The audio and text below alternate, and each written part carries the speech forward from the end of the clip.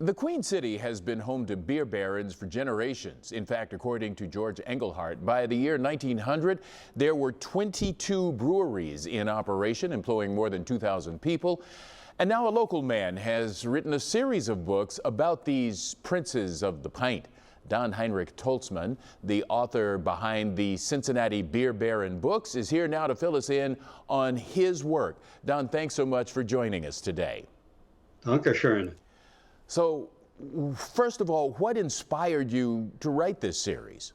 Well, I've written several books on the German heritage, and I had just completed a book on Over the Rhine. It was called the Over the Rhine Tour Guide.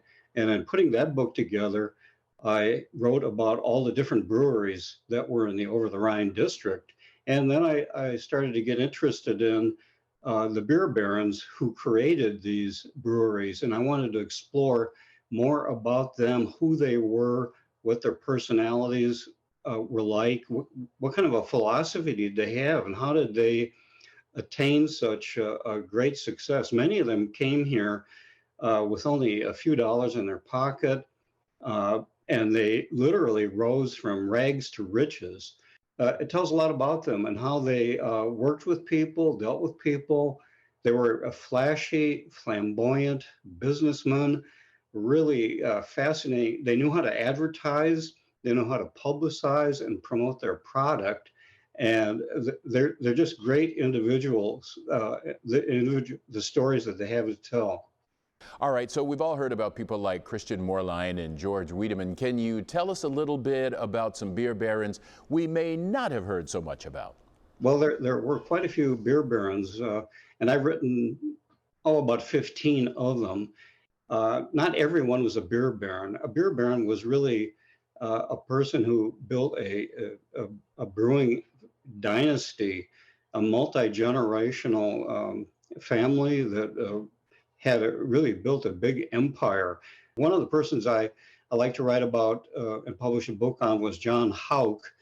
We don't hear about him as much, but he was in the West End and had one of the biggest breweries in the area. It was considered a premium beer, a very high quality beer. And he's an example of how these brewers were involved in many fields of endeavor in the area. He also, aside from having a brewery, he also was president of the German National Bank, and its building is still on Walnut Street in downtown Cincinnati. Over time, it changed its name, and it's now called the Fifth Third Bank, but that was originally the German National Bank. Okay, so if people want to know more and get your books, how do they go about doing that? Well, they're published by the Little Miami Book Publishing Company in Milford, Ohio.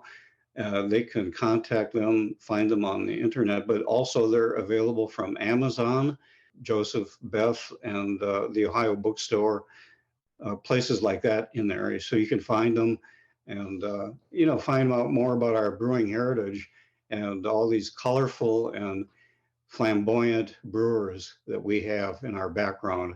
All right, Don, thank you so much for talking to us. Thank you so much. Auf Wiedersehen.